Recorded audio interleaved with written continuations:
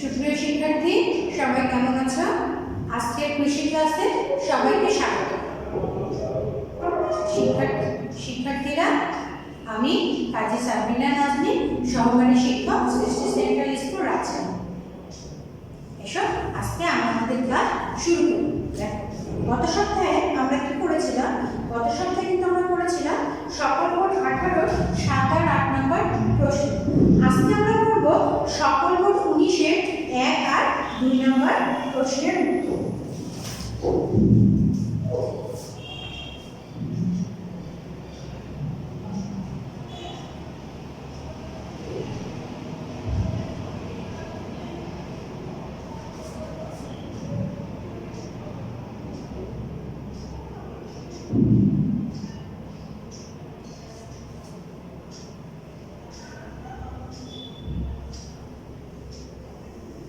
সকল মোট 2019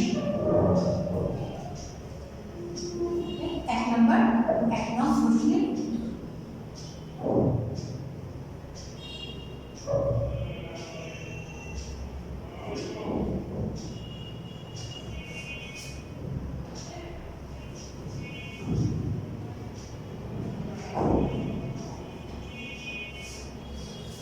তারপরে দেখো, তাহলে সকল মোট 19 1 নম্বর প্রশ্নতে আছে, দেখো কবির সাহেব এবার উঠি ধানের জাত চাষ করে বেশ ভালো ফলন পেয়েছে।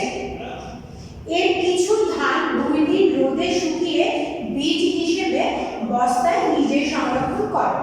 পরবর্তী বছরে চারা তৈরির উদ্দেশ্যে বীজগুলো বের করে দেখেন পোকা আক্রমণ করেছে এবং অঙ্কুরোদ্গম পরীক্ষা করে দেখেন যে বীজগুলো জন্মায়নি। এতে তিনি হতাশ হন। কৃষি কর্মকর্তার পরামর্শ গ্রহণ করলে তিনি বলেন বীজগুলো ভালোভাবে সংরক্ষণ হয়নি। তাহলে দেখো উদ্দীপকে বোঝাচ্ছে কি, করিম সাহেব উঠি ধানের জাতের চাষ করে বেশ ভালো ফলন পেয়েছিল এবং ভালো ফলন পাওয়ার ফলে সেটি কি করলো, কিছু বীজ সংরক্ষণ করলো। আবার সামনে সে পরবর্তীতে সেই বীজগুলো থেকে সে কি চারা জন্মাবে বা ধানের চাষ করবে, এই জন্য সে চারাটাকে সংরক্ষণ করেছিল। কিন্তু সেই চারাটা, সেই বীজটা কি হয়েছে, বীজটা পোকার আক্রমণ করেছে, অঙ্কুরোদ্গম ক্ষমতা কম। তার মানে কি সে বীজটাকে ভালোভাবে সংরক্ষণ করতে পারেনি। তাহলে দেখো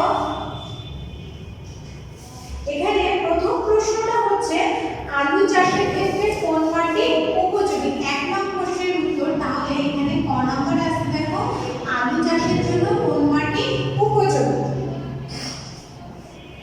তাহলে প্রথম প্রশ্ন হচ্ছে আলু চাষের জন্য কোন মাটি উপযোগী। আলু চাষের জন্য কোন মাটি উপযোগী? প্রথম প্রশ্নটা আলু চাষের জন্য কোন মাটি উপযোগী। তাহলে দেখো আলু চাষের জন্য কোন মাটি উপযোগী? আলু চাষের জন্য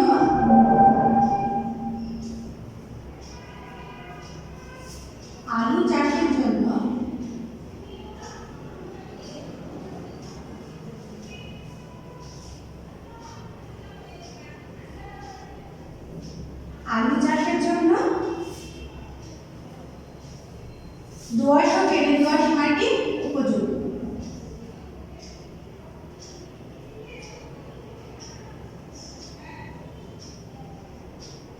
দোআঁশ ও বেলে দোআঁশ মাটি উপযোগী।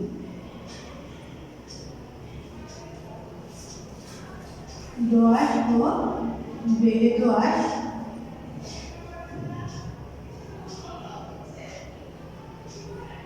বেলে দোআঁশ মাটি উপযোগী।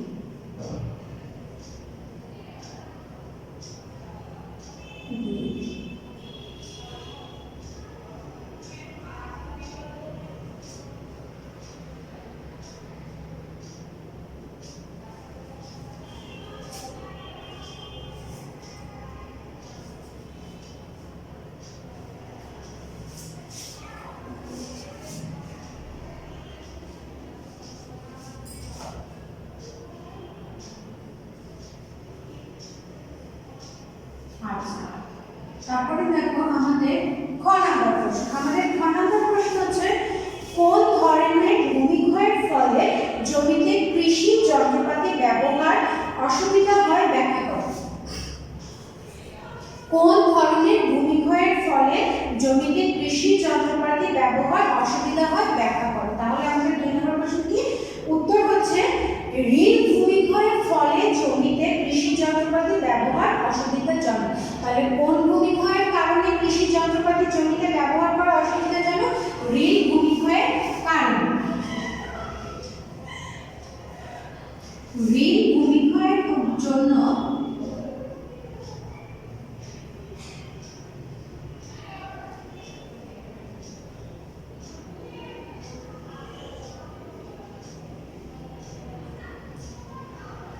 ঋণ ভূমিক্ষয়ের ফলে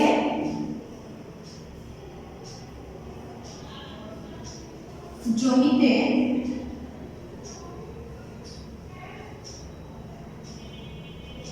কৃষি যন্ত্রপাতি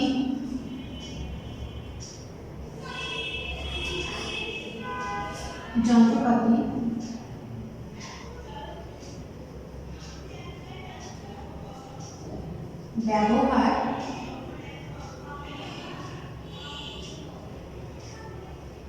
অসুবিধাজনক।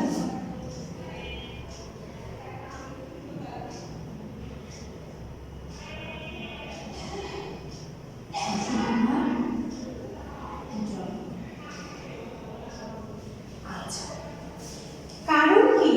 আচ্ছা, অসুবিধাজনক ব্যাখ্যা করো। কারণ কি? প্রচুর বৃষ্টিপাতের ফলে পানি বেশি হলে জমির ঢাল বরাবর লম্বাকৃতির রেখা সৃষ্টি হয়। তাহলে কি প্রচুর বৃষ্টিপাতের ফলে পানি বেশি হলে জমির ঢাল বরাবর লম্বাকৃতির রেখা সৃষ্টি হয়, যা অনেকটা হাতের রেখার মতো। প্রথম দিকে রেখাগুলোর দৈর্ঘ্য ও প্রস্থ ছোট হলেও ক্রমান্বয়ে বড় হতে থাকে, ফলে জমিতে কৃষি যন্ত্রপাতি ব্যবহারের অসুবিধা সৃষ্টি হয়। তাহলে দেখো ঋণ ভূমিক্ষয়ের ফলে কি জমিতে কৃষি যন্ত্রপাতি ব্যবহার অসুবিধাজনক? কারণটা হচ্ছে কি? কারণ প্রচুর বৃষ্টিপাতের ফলে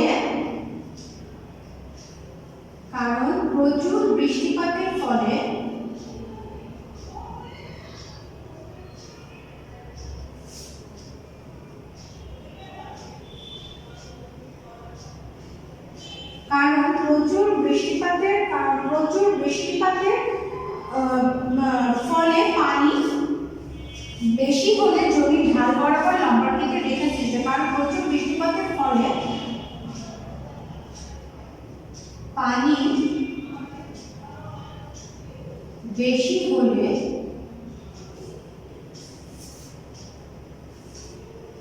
জমির ঢাল বরাবর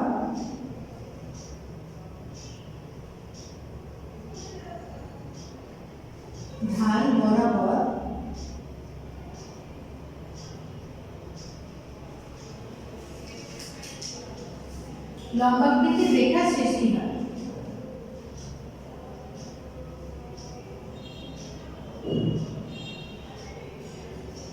লম্বাকৃতির রেখা সৃষ্টি হয়।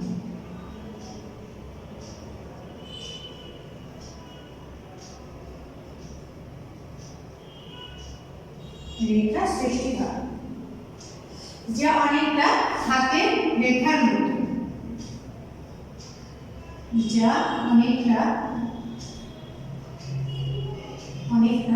হাতের রেখার মতো।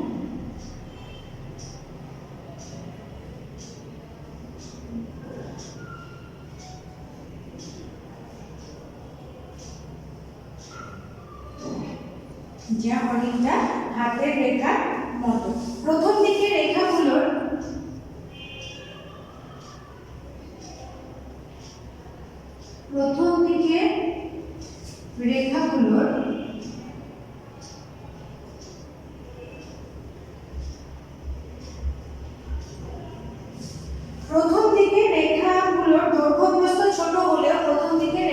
দৈর্ঘ্যপ্রস্থ ছোট হলেও ক্রমান্বয়ে তা বাড়তে থাকে।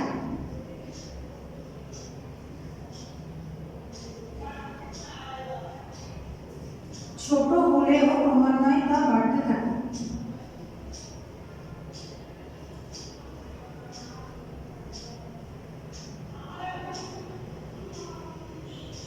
ক্রমান্বয়ে তা বাড়তে থাকে।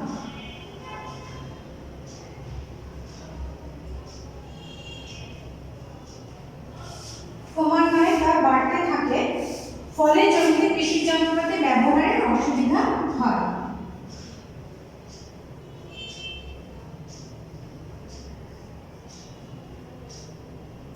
ফলে জমিতে কৃষি যন্ত্রপাতি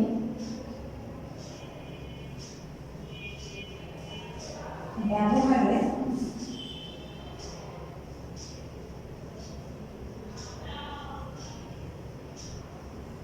অসুবিধা হয়।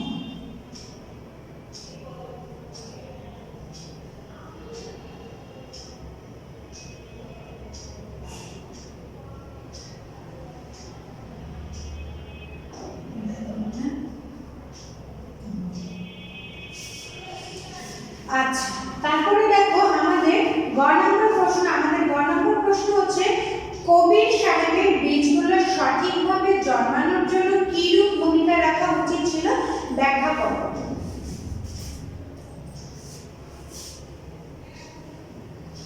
তাহলে গ নম্বর প্রশ্নটা হচ্ছে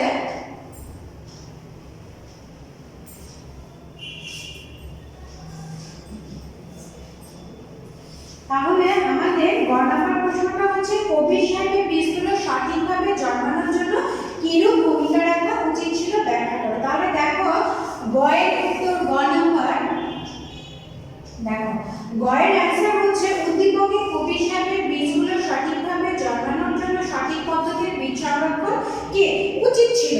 সাধারণত বীজগুলো সংরক্ষণে সঠিক পদ্ধতি গ্রহণ না করায় পরবর্তী বছর বীজগুলো ঠিকমতো জন্মায়নি।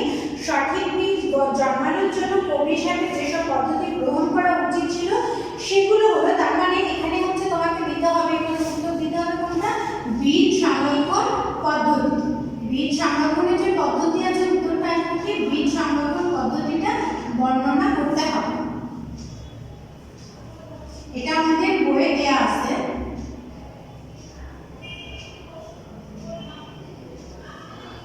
বীজ সংরক্ষণ পদ্ধতি বর্ণনা করতে হবে।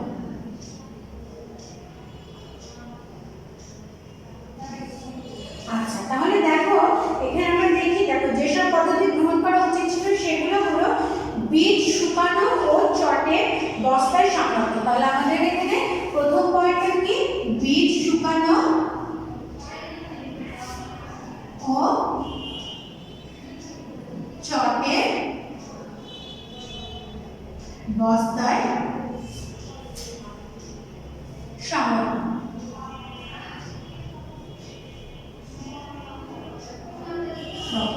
তারপরে দেখো এখানে তাহলে এক নম্বর আছে কি বীজ শুকানো ও চটের বস্তায় সংরক্ষণ, দুই নম্বর হচ্ছে পলিথিন ব্যাগে সংরক্ষণ, দুই নম্বর হচ্ছে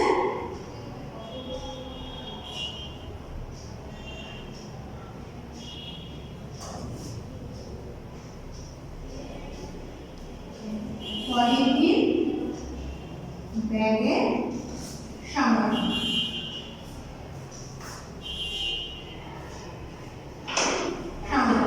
তারপরে আমাদের 3 নম্বর পয়েন্ট হচ্ছে, 3 নম্বর পয়েন্ট কি, 3 নম্বর পয়েন্ট হচ্ছে মটকায় সংরক্ষণ। 3 নম্বর হচ্ছে মটকায় সংরক্ষণ।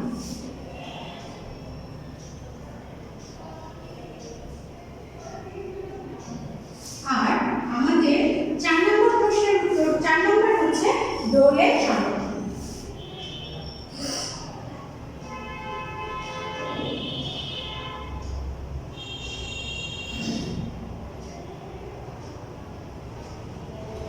দেখো তাহলে বীজ সংরক্ষণের পদ্ধতি বর্ণনা করতে হবে। তাহলে বীজ সংরক্ষণের পদ্ধতি এখানে কি কি আছে, দেখো বীজ ও চটের বস্তায় সংরক্ষণ, পলিথিন ব্যাগে সংরক্ষণ, মটকায় সংরক্ষণ, আর 4 নম্বরটা হচ্ছে ডোলে সংরক্ষণ। তাহলে এই 4টা জায়গায় আমাদেরকে কি, এই 4 ভাবে আমরা বীজ সংরক্ষণ করতে পারি। তাহলে দেখো বীজ শুকানো ও চটের বস্তায় সংরক্ষণ। কবির সাহেব ধান বীজগুলো 2 দিন রোদে শুকিয়ে বস্তায় সংরক্ষণ করে। কবির সাহেবের উচিত ছিল 3 থেকে 4 দিন বীজ শুকিয়ে বীজের আর্দ্রতা 12 থেকে 13% নামিয়ে আনা। এতে পরবর্তীতে কি হতো, বীজ জন্মানোর হার ভালো থাকে। চটের বস্তা বীজের আর্দ্রতা ঠিক রাখে। তাহলে চটের বস্তা কি করে, বীজের আর্দ্রতা ঠিক রাখে। আর বীজের আর্দ্রতা কত থাকতে হবে, 12 থেকে 13%।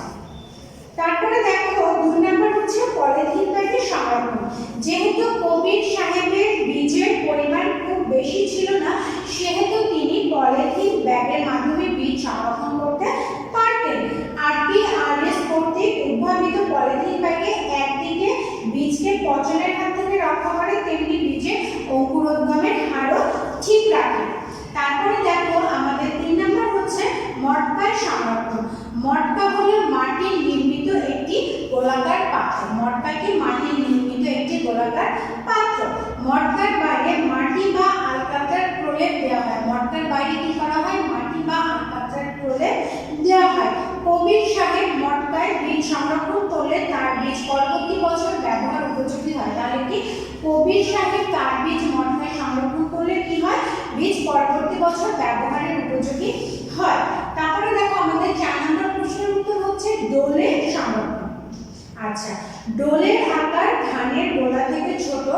কবির সাহেবের অল্প পরিমাণ ধান ডোলে সংরক্ষণ করতে পারতেন। তাহলে কবির সাহেব কি অল্প পরিমাণ ধান ডোলে সংরক্ষণ করতে পারতেন।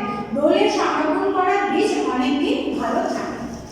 ঠিক আছে, তাহলে সুতরাং বীজের অঙ্কুরোদ্গম ঠিক রাখার জন্য কবির সাহেবের উপরের ব্যবস্থাগুলো গ্রহণ করা উচিত ছিল।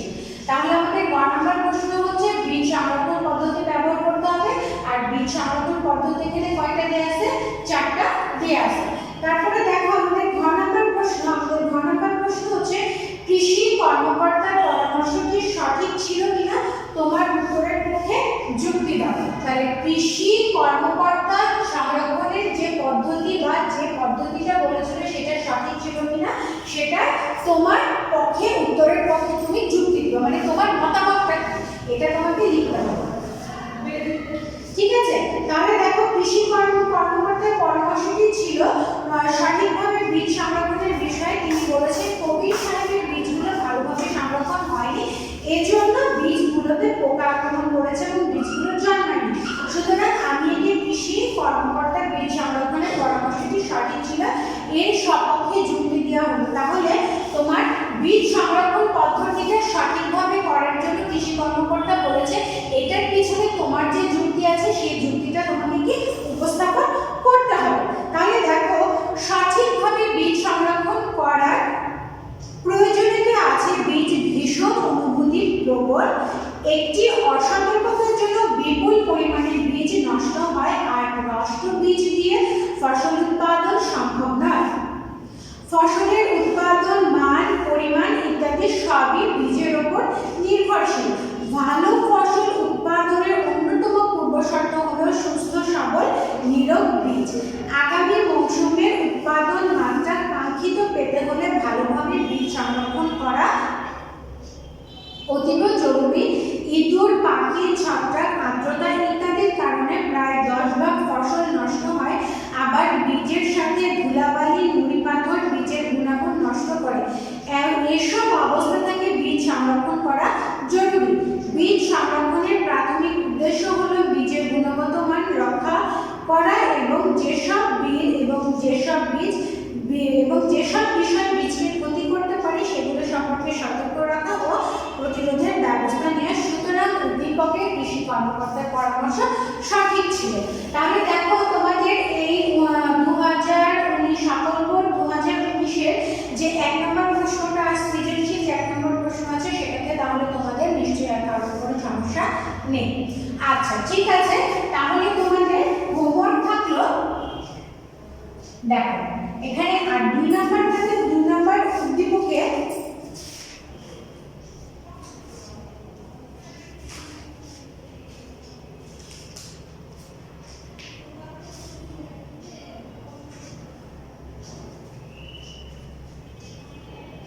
আচ্ছা 2 নম্বর উদ্দীপকে দেখো এখানে কি আছে, এখানে যে উদ্দীপকটা আছে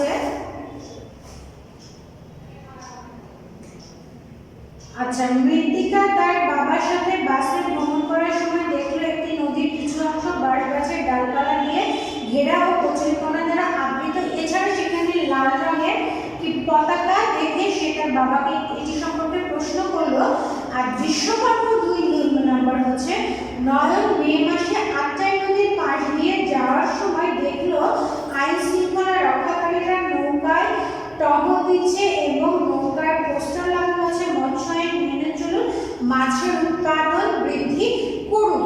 এমন সময় আইন শৃঙ্খলা রক্ষাকারী লক্ষ্য করেন নদীর এক কোণে একজন নৌকা করে কারেন্ট জাল নিয়ে মাছ ধরছে। তাকে জিজ্ঞাসাবাদে জানা যায় তার নাম হিরু, সে আরো 2বার সাজা পেয়েছে। তাহলে দেখো এখানে প্রশ্নগুলো কি আছে। প্রশ্ন হচ্ছে রুই মাছ কোন স্তরের খাবার খায়?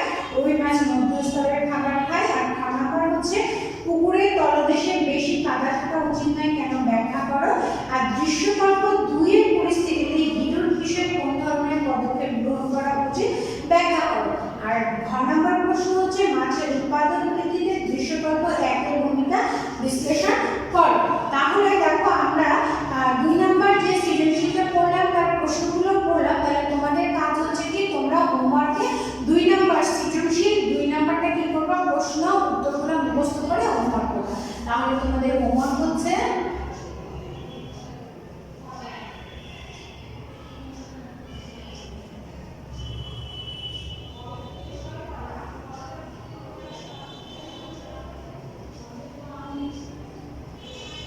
সকল মোট 19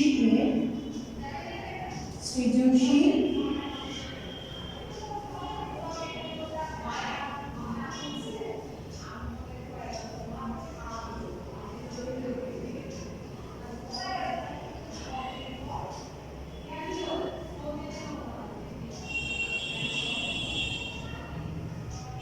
প্রশ্ন পড়া। সকল মোট 2019 সৃজনশীল 2 নং প্রশ্ন পড়া। ঠিক আছে, তাহলে প্রিয় শিক্ষার্থী তোমরা এই হোমওয়ার্কটা শেষ করবা। আর আজকের ক্লাস এখানেই শেষ করছি। সবাই ভালো থাকবা, সুস্থ থাকবা। আল্লাহ হাফেজ।